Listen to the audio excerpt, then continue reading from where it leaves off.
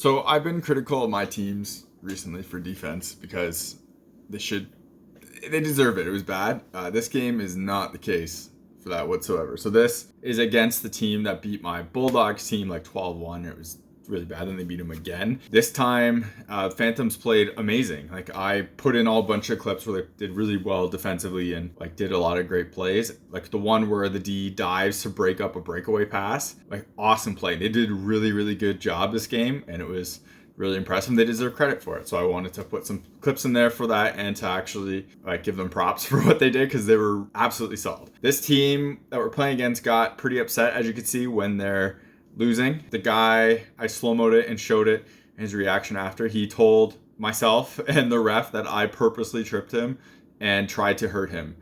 And you can see me, like, my stick doesn't move. He just skates across and his foot unfortunately gets caught on my stick. And I tried to like let my stick go as much as possible to not trip him or anything, but it was too late and it happened. He was really angry, and he jabbed at me pretty hard at the end, and he got my glove one time in there, but whatever. Find that a lot in adult hockey, where if teams are losing, they tend to get a little angry at things, and this was another case where they were just getting really frustrated. I got lucky a couple times where I just was totally out of position, like a guy. I played the short side and he went for a wraparound, so I was totally in the wrong spot and made a save laying on my back. So I got really lucky there.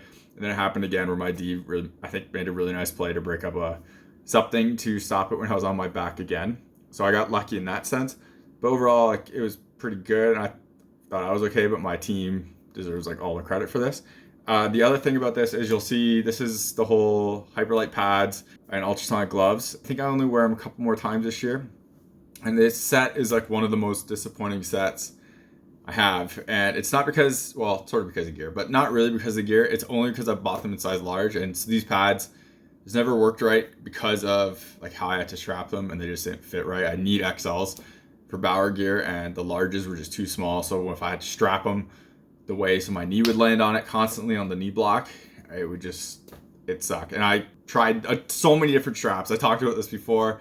I used the PGS straps to try those too, and it's just the same result, where the pad just doesn't sit the way I want it to sit, and it's not tall enough, and it's like I can't wear them as loose as I want to, so it's really frustrating. The other frustrating thing about this, not the catching glove, I love the catching glove, but the other frustrating thing is this blocker.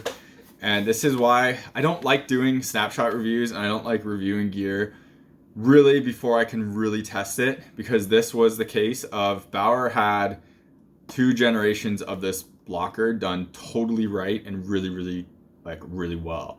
The 2S Pro had an issue with the palms, where the palms were basically too tall, so it was a little bit sloppy, and the palm was too big, but besides that, it was fine. This also, it looks like the Odin, right? It's my custom graphic. It's really an ultrasonic, it says so right there. And as you can see in the back, it's an ultrasonic.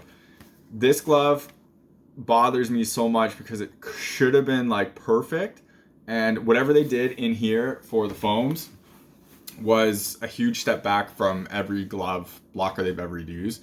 I felt shots through this all the time, like constantly, and it was super annoying, and it shouldn't, because this glove should be absolutely amazing, but I kept feeling shots through this over and over and over again. And they fixed it for the mock, because I got to use the mock and test the mock, and the mock was way better. Putting it on the puck machine and doing like a minimum 80 miles an hour shot, or like around 80 mile per hour shot, the difference is night and day between this and the mock. So they really fixed that, so that's great for that.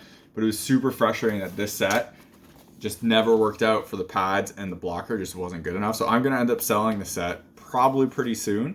I need to find a replacement catching glove, because the catching glove is probably my favorite catching glove for just overall consistency and stuff. So I have to find a replacement catching glove for this before I sell the whole set, because I want something that I can use, I can play off. You'll see I keep using that glove because of my wrist injury, which you'll also see a shot in here where I just backhand it instead of actually shooting it. That's why. But that glove works for me. And also, this glove I did a video on it a long time ago about how I ended up buying a 1S blocker, and I bought this blocker when 2S Pros were out. And this is probably one of my most used piece of gear, and just because I've used it since I bought it, which was 2 generations. There's mock, ultrasonic, so that's 4 years, and I bought it when 2S was out, so that means I bought it like 6 years ago or something, and I've been using this quite consistently with a lot of my sets. It goes with a bunch of stuff because it's just black and white too, right? So this thing has held up wonderfully. I had no issues with like the padding in here. I don't feel shots on here. So I don't understand how they got this one so right and then went this route and got it wrong. It's just weird when stuff like that happens. So yeah, this set will be for sale soon. I don't know if I'm gonna sell the Hyperlite pads or the Ultrasonic pads. I need one pair of pads so I can do constant like stuff in the basement when I'm testing out gloves and stuff like that. I need it for this synthetic ice. So I don't know which pads are gonna sell for. I might give people the option, but this will be for sale soon, this whole set, or hopefully soon. Just gotta check on some catching gloves first. So if you're buying hockey equipment and you want to support the channel, check out the links in the description. In the US, check out the links to Pure Hockey. In Canada, check out the links to Hockey Supremacy. If you click those links and make a purchase, I get a kickback from the sale. So anything that comes back from that comes right back into the channel, so I keep making more content and doing like real reviews and stuff. I got buy gear to do a lot of the tests for it, so that costs money and it would be greatly appreciated. Otherwise, if you want to support the channel without buying anything, check out links in the description to Patreon, buy me a coffee. Everything through there comes again back into the channel, so I keep making more content and doing real reviews. Y'all